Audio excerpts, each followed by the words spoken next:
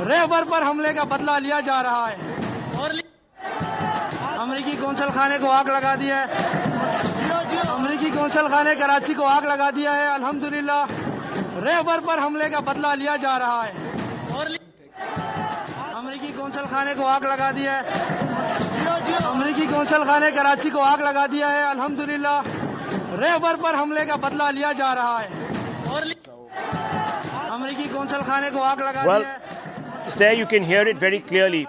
They're invoking the name of the Lord and they're saying that they have avenged what has been going on in Iran. And this is happening, US Consulate in Karachi. The flag, according to the person that is speaking, has also been set on fire, at least at the lower level. The consulate has also been set on fire. You can see the flames. I don't know if they've been able to breach and go into the consulate. Certainly they've been able to breach the perimeter fencing and gone into the compound. So, Abhijit Iyer Mitra, what are we seeing here?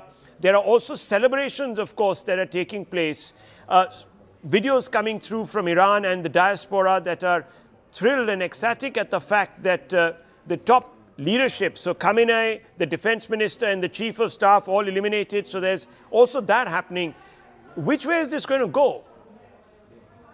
I'd also urge you to look at the massive protests for the regime mourning Ayatollah Khomeini that are happening in Iran as well. And there are people there who are not hijabis.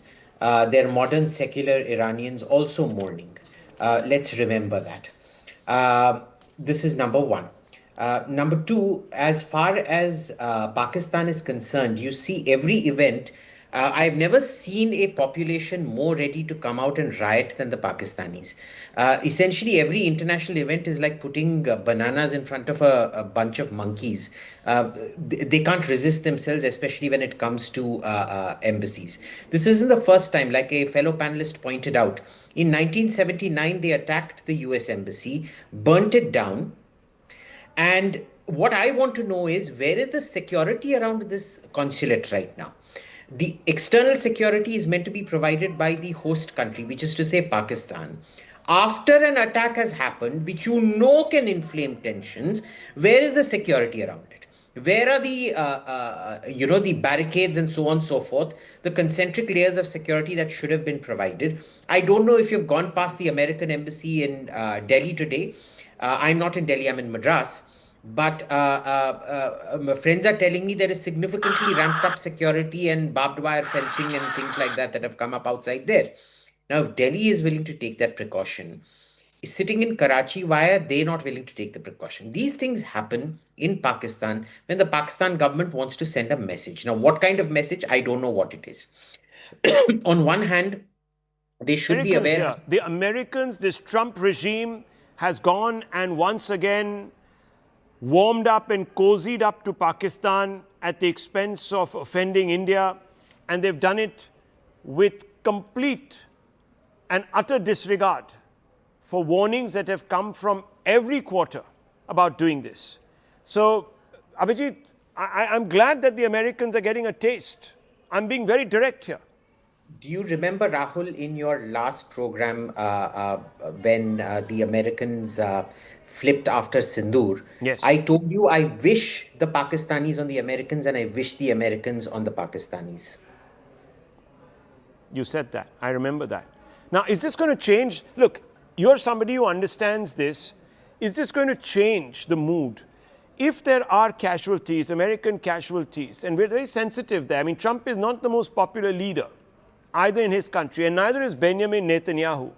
If there are civilian casualties, and if this is today the US Embassy or the US Consulate, what's to say that tomorrow the Israeli Embassy and the Israeli Consulate in another country is not targeted similarly? Or there might even be a hostage crisis. What happens then?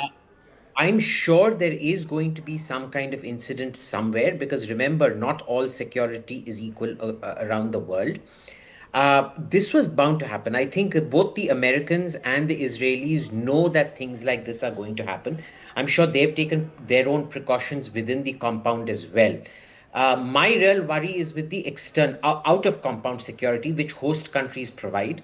Now, you can be fairly certain that in countries like that are extremely developed and therefore have a good security force, like say the Emirates and things like that, or Bahrain, this won't happen.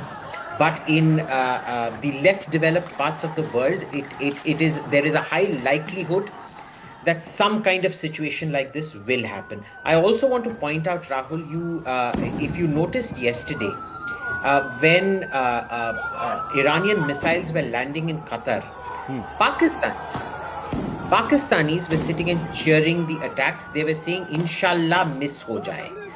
Inshallah, may the interceptor, not the missile coming in, may the interceptor miss. In Bahrain, of course, there is, Bahrain is a Shia majority ruled by a Wahhabi monarchy. And they have a long history of antagonism with their ruling family out there.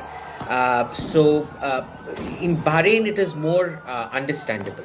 But imagine Sunnis living in Qatar, supporting missiles attacking the place where they live, work, earn, send back money.